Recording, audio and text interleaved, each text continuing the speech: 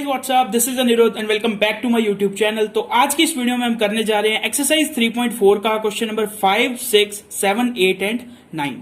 तो एक्सरसाइज 3.4 में टोटल 9 ही क्वेश्चंस है। इससे जो पिछले 4 क्वेश्चंस है वो मैं अपनी प्रीवियस वीडियो में आपको करवा चुका हूं, लिंक आपको डिस्क्रिप्शन बॉक्स में मिल जाएगा।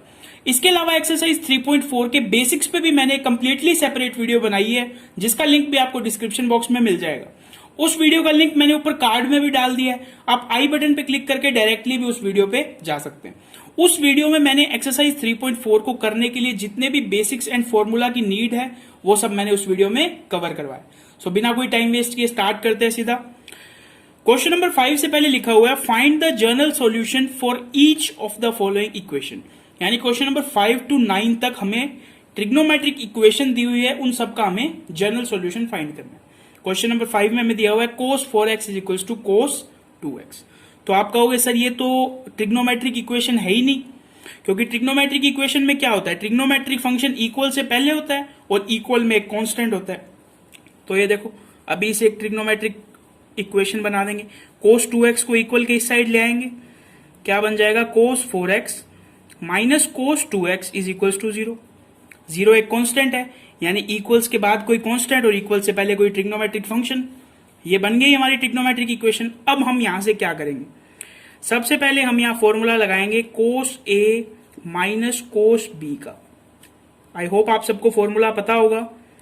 इसका फॉर्मूला होता है 2 sin a plus b by 2 sin a minus b by 2।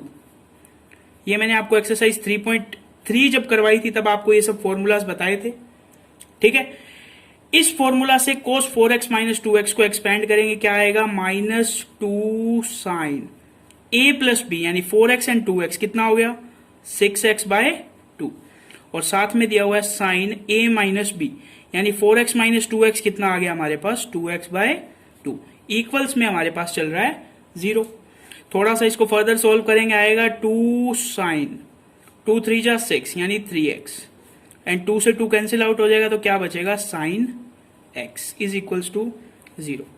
अब ये जो माइनस 2 है ये इधर 0 के डिवाइड में आ जाएगा, और 0 के डिवाइड में कोई भी नंबर 0 में ही मिल जाता है, यानी मैं इसे कुछ इस तरह लिख सकता हूं sine 3x sine x is equals to 0। क्या आपको क्वेश्चन यहां तक समझ में आ गया? अब हम नेक्स्ट स्टेप क्या करेंगे, हम साइन 3x को 0 के इक्वल रखेंगे और फिर साइन x को 0 के इक्वल रखेंगे। सबसे पहले मैंने रखा साइन 3x को 0 के इक्वल, बीच में लगा दिया और sine x is equals to 0, यानी या तो साइन 3x 0 होगा या तो साइन x 0 होगा। अब अगर sign 3x is equals to 0 दिया हुआ है तो क्या मैं इसका जनरल सॉल्यूशन ये लिख सकता हूं 3x is equals to n pi, यानी अगर sine x is equals to 0 दिया होता है तो हम x is equals to n pi लिख सकते हैं। यहां x की जगह 3x दिया है तो मैंने x की जगह 3x लिख दिया, तो x का मेरे को जनरल सॉल्यूशन मिल गया x n पाई बाय 3। बीच में एक लाइन लगा के इसे सॉल्व करेंगे, इसमें x का जनरल सॉल्यूशन हमारे पास आ जाएगा x is equals to n pi, और यहां पे हम एक लाइन लिख देंगे where n belongs to z। ये जो लाइन है ये मैंने इस n के लिए और इस n दोनों के लिए यहां पे लिख दी है, क्या कि जो n है वो सेट ऑफ इंटीजर से बिलोंग करता है। तो यहां हमारे पास x की 2 वैल्यूज आ गई, पहली वैल्यू है n पाई बाय 3 और दूसरी वैल्यू है n पाई। ये दोनों ही इस ट्रिग्नोमेट्रिक इक्वेशन के जनरल सॉल्यूशन है। क्वेश्चन आपको समझ में आ गया होगा, बिल्कुल इजी क्वेश्चन था। ये कंप्लीट होता है हमारा क्वेश्चन नंबर 5। अब हम चलते हैं क्वेश्चन 6 की तरफ। सो अब आप देखिए क्वेश्चन नंबर 6। क्वेश्चन नंबर 6 में भी हमें जनरल सॉल्यूशन फाइंड करना है। हमें दिया हुआ है cos 3x plus cos x minus cos 2x is equals to 0। अब यहां हमें एक बात तो क्लियर पता है कि हमें cos a plus cos b या फिर cos a minus cos b का फॉर्मूला लगाना पड़ेगा, लेकिन यहां पे क्वेश्चन आता है हम कौन सा फॉर्मूला लगाएं। तो मैंने आपको ये चीज एक्सरसाइज 3.3 में एक्सप्लेन की हुई थी। जैसे सपोज करो 3x में मैंने x ऐड किया तो कितना आया 4x, 4x का मैंने हाफ कर दिया तो मेरे पास आएगा 2x, जो कि यहां पे मेरे को थर्ड ट्रिग्नोमेट्रिक फंक्शन के साथ एंगल में दिया हुआ है। यानी हम cos 3x और cos x में फॉर्मूला लगाएंगे। स्टार्ट करते हैं इसका सॉल्यूशन। हमें दिया क्या हुआ है, cos 3x plus cos x minus cos 2x is equals to 0। हमें इन दो में फॉर्मूला लगाना है, यानी हमें फॉर्मूला लगाना पड़ेगा cos a plus cos b का। क्या फॉर्मूला होता है, फॉर्मूला होता है 2 cos a plus b by 2 cos a minus b by 2। ये किसका फॉर्मूला है, cos a plus cos b का। तो इस 3x प्लस cos x को इस फॉर्मूला से एक्सपेंड करेंगे, हमारे पास क्या आएगा 2 cos a plus b by 2, a plus b यानी 4x, डिवाइड में क्या चल रहा है 2 cos a माइनस b यानी 3x minus x 2x divide by 2। और ये जो cos 2x है इसे हम एज इट इज लिख लेंगे, इक्वल्स टू हमारे पास 0 चल रहा है। थोड़ा सा इसे फर्दर सॉल्व करेंगे, 2 cos 2 टू जा 4 यानी 2x, 2 से 2 कैंसिल आउट यानी cos x माइनस का cos 2x। अब आपको क्लियरली दिख रहा होगा कि इस पूरी इक्वेशन में से मैं cos 2x को कॉमन ले सकता हूं। अगर मैंने इसके अंदर से cos 2x को कॉमन ले लिया तो यहां पे मेरे पास बचा cos x यानी 2 cos x, और यहां से मैंने जब cos 2x कॉमन ले लिया तो मेरे पास बचा 1। अब यहां से दो कंडीशन आएगी, क्या, या तो cos 2x is equal to 0 है, और या फिर 2 cos x माइनस 1, ये पूरा का पूरा ब्रैकेट 0 है। ये दो कंडीशन आपको समझ आ गई होगी। अगर cos 2x is equal to 0 है, अगर हमें कहीं पे cos x is equal to 0 दिया होता है तो हम उसका जनरल सॉल्यूशन क्या लिखते हैं, हम उसका जनरल सॉल्यूशन लिखते हैं 2n प्लस 1 पाई बाय 2। यहां 2x दिया हुआ है तो मैं 2x इज इक्वल टू क्या लिख दूंगा 2n plus 1 multiply pi by 2। ये जो 2 है ये इसके डिवाइड में आ जाएगा, यानी x की वैल्यू क्या आ जाएगी 2n प्लस 1 पाई बाय 4। ये तो हमारे पास आ गया x का एक जनरल सॉल्यूशन। अब देखते हैं इसकी क्या वैल्यू आएगी। सबसे पहले हमने 1 उस साइड किया, हमारे पास आया 2 cos x is equal to 1, तो cos x की वैल्यू क्या आ गई हमारे पास 1 बाय 2।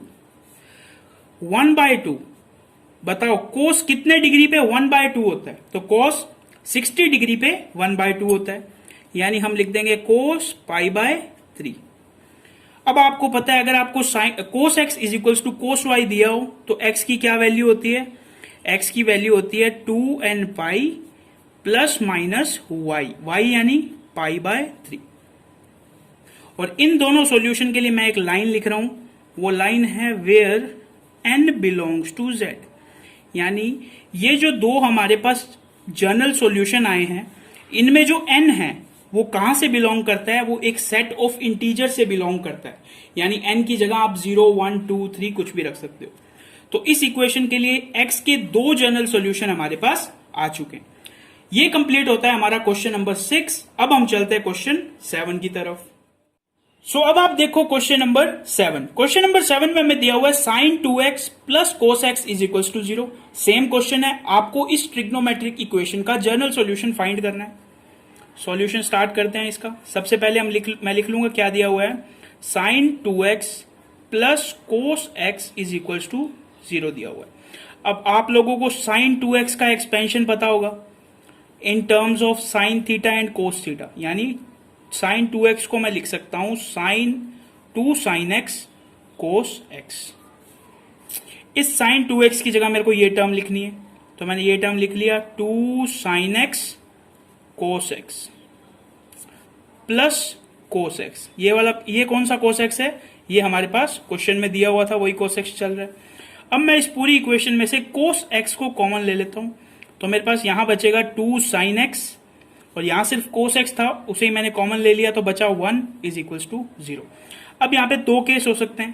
पहला केस है cos x is equal to 0, और दूसरा केस है 2 sin x plus 1 is equal to 0। इस केस को सॉल्व करना तो बहुत इजी है। अगर आपको cos x is equal to 0 दिया हो तो x का जनरल सॉल्यूशन होता है 2n प्लस 1 पाई बाय 2। तो ये तो हो गया हमारा बिल्कुल सिंपली सॉल्व। इसे किस तरह सॉल्व करेंगे?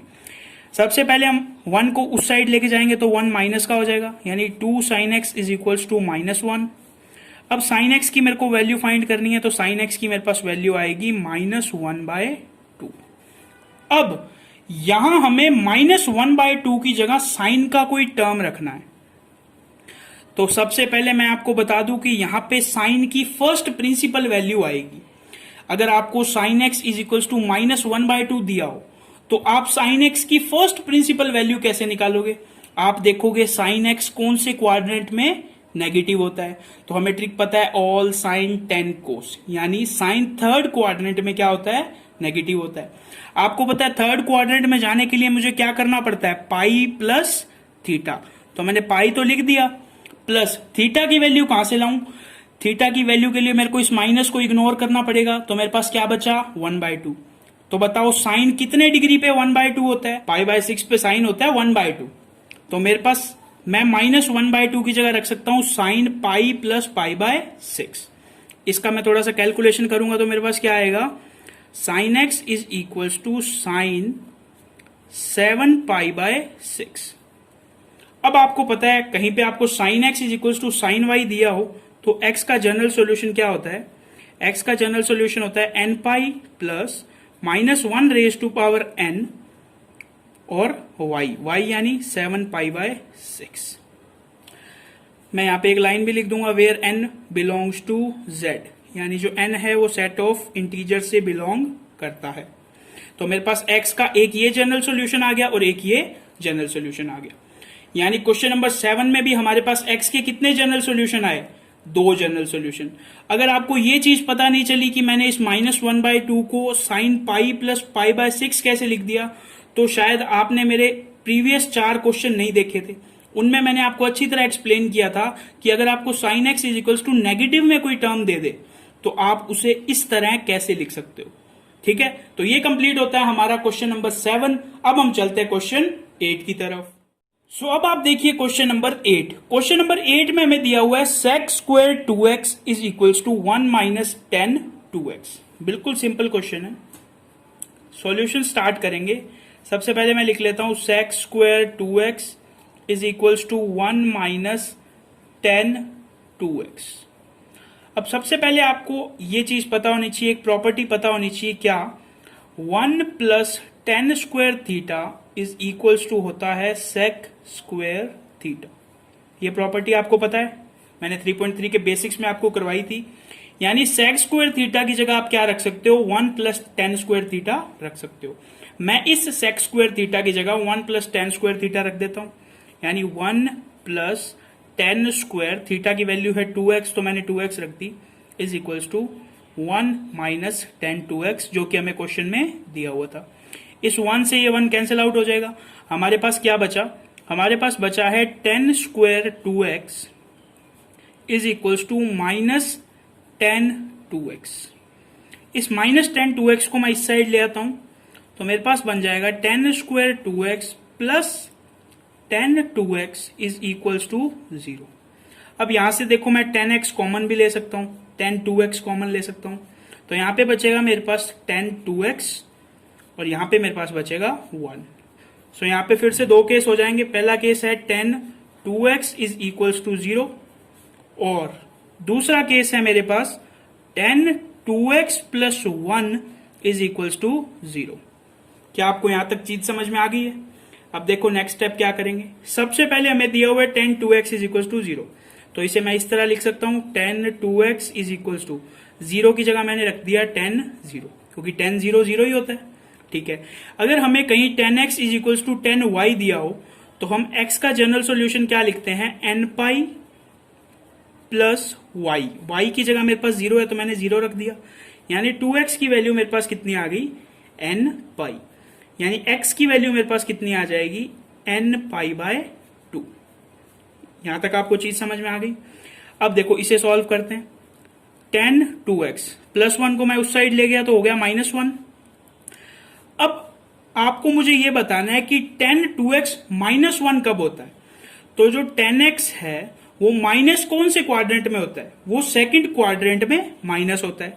यानी मैं इसे लिख सकता हूं 10 2x is equals to, second quadrant में जाने के लिए हम क्या करते हैं, पाई माइनस थीटा, यानी 10 पाई माइनस थीटा की वैल्यू 10x कितने पे 1 होता है, 10x कितने डिग्री पे या कितने रेडियन पे वैल्यू उसकी 1 होती है, तो पाई बाय 4 रेडियन पे उसकी वैल्यू कितनी होती है, 1 होती है। और 10 अभी सेकंड क्वाड्रेंट में है क्योंकि नेगेटिव है, तो मैंने लिख दिया पाई माइनस पाई बाय 4। इसको थोड़ा सा सॉल्व कर देता हूं।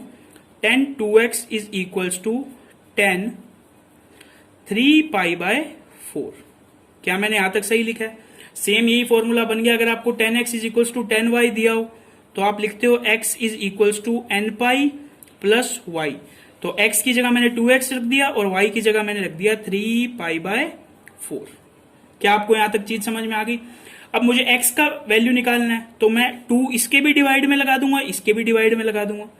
तो x की मेरे पास वैल्यू आ जाएगी n pi by 2 plus 3 pi bye 8।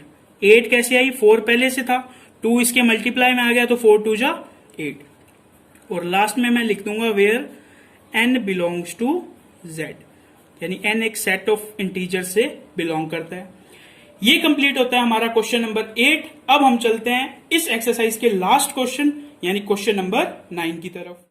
सो अब आप देखिए क्वेश्चन नंबर 9। क्वेश्चन नंबर 9 में हमें दिया हुआ है sine x plus sine 3x plus sine 5x is equals to 0। Same problem है हमारे सामने कि किन दो ट्रिग्नोमेट्रिक फंक्शन में मैं फॉर्मूला लगाऊं।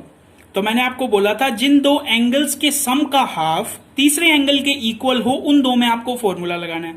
तो पहले इन दोनों का सम करके देखो कितना आएगा, x plus 3x 4x, 4x का हाफ 2x, जो कि इस एंगल के इक्वल नहीं है, यानी इन दोनों में हम कोई फॉर्मूला नहीं लगाएंगे।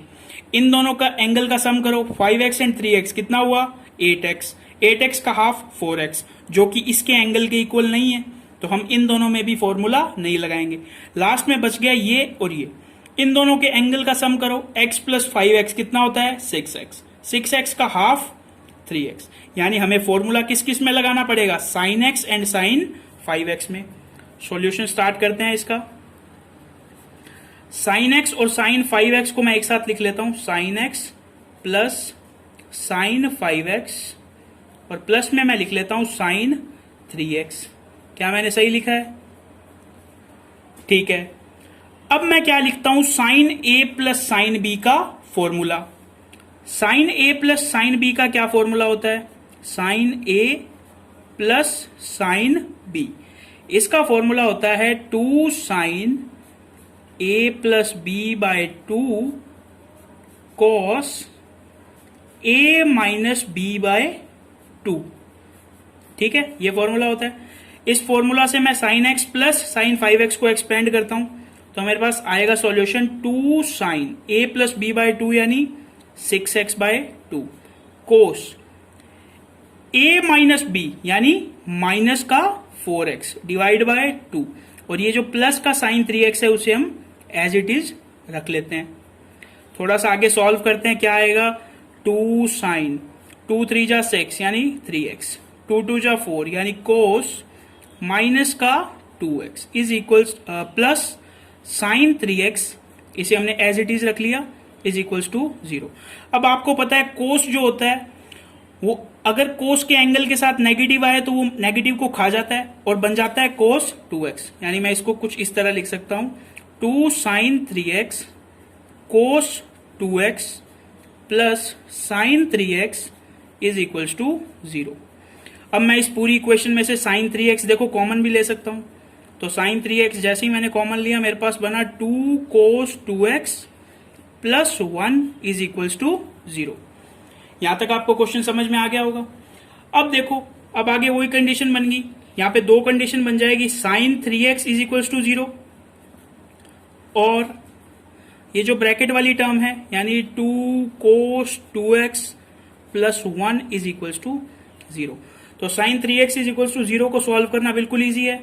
क्या आएगा, 3x is equals to n pi, क्योंकि अगर sine x is equals to 0 दिया होता है तो हम x is equals to n pi लिख देते हैं जनरल सॉल्यूशन। यहाँ 3x था तो हमने यहाँ पे 3x लिख दिया। हमें वैल्यू x की चाहिए, तो x की वैल्यू हमारे पास आ गई n पाई बाय 3। अब चलते हैं इस साइड। +1 को सबसे पहले मैंने इक्वल के उस साइड रखा तो वो हो गया माइनस का। फिर मैंने रखा cos 2x is equals to minus का 1/2। तो अब सेम कंडीशन फिर से हमारे सामने आ गई, यानी cos x के इक्वल में हमें क्या दे दिया, नेगेटिव टर्म दे दिया। तो अब आप मुझे ये बताओ cos x नेगेटिव कौन से क्वाड्रेंट में होता है। तो cos x first time negative होता है सेकंड क्वाड्रेंट में। सेकंड क्वाड्रेंट में जाने के लिए हम क्या करते हैं, पाई माइनस थीटा, यानी cos 2x को मैं cos 2x ही लिख देता हूं और इसकी जगह मैं लिखूंगा cos pi minus theta. Theta की वैल्यू क्या होती है, ये वाली, माइनस को हटा के 1/2। cos x किस एंगल पे 1/2 होता है, तो cos 60 डिग्री पे 1/2 होता है। 60 डिग्री को रेडियन में लिखते हैं π/3। आपको ये चीज समझ में आ गई होगी। थोड़ा सा कैलकुलेशन करते हैं। cos 2x is equals to cos, कितना आएगा यहाँ पे, 2π/3। अब आपको पता है अगर आपको cos x is equals to cos y दिया हो तो x का जनरल सॉल्यूशन क्या होता है, 2n pi plus minus y की जगह रखना है मुझे 2π/3। ये तो मेरे पास 2x की वैल्यू आई है। अगर मुझे x की वैल्यू फाइंड करनी है तो इस 2 को मैं इसके अपॉन में ले जाऊंगा। तो देखो इस 2 से ये 2 कैंसिल आउट हो जाएगा, बच जाएगा n पाई प्लस माइनस, इस 2 को जब मैं यहां रखूंगा तो इस 2 से ये 2 भी कैंसिल आउट हो जाएगा, तो मेरे पास बचेगा π/3। यहां पे हम लास्ट में क्या लाइन लिख देंगे, where n belongs to z, यानी जो n है वो क्या है, एक इंटीजर है। तो मेरे पास क्या आ गई, x के दो जनरल सॉल्यूशन आ गए, x is equals to n π/3 और x is equals to n π plus minus π/3। तो इसी के साथ ये कंप्लीट होती है हमारी एक्सरसाइज 3.4। अगर आपको ये वीडियो पसंद आई हो या आपको ये वीडियो थोड़ी भी हेल्पफुल लगी हो तो इस वीडियो को एक लाइक जरूर कर देना। इसके अलावा इससे नेक्स्ट वीडियो में हम स्टार्ट करने जा रहे हैं मिसलेनियस एग्जांपल्स। अगर आपको वो वीडियो भी देखनी है तो चैनल को सब्सक्राइब करके बेल आइकन को प्रेस करके रख लेना, ताकि जैसे ही मैं वो मिसलेनियस एग्जांपल्स की वीडियो डाल लूं आप तक नोटिफिकेशन आ जाए। अगर आपका कोई भी डाउट या इस वीडियो के लिए आपका कोई भी फीडबैक हो तो उसे कमेंट सेक्शन में जरूर बताएं। तो बस आज की वीडियो में इतना ही, मिलते हैं नेक्स्ट वीडियो में, तब तक के लिए थैंक्स फॉर वॉचिंग।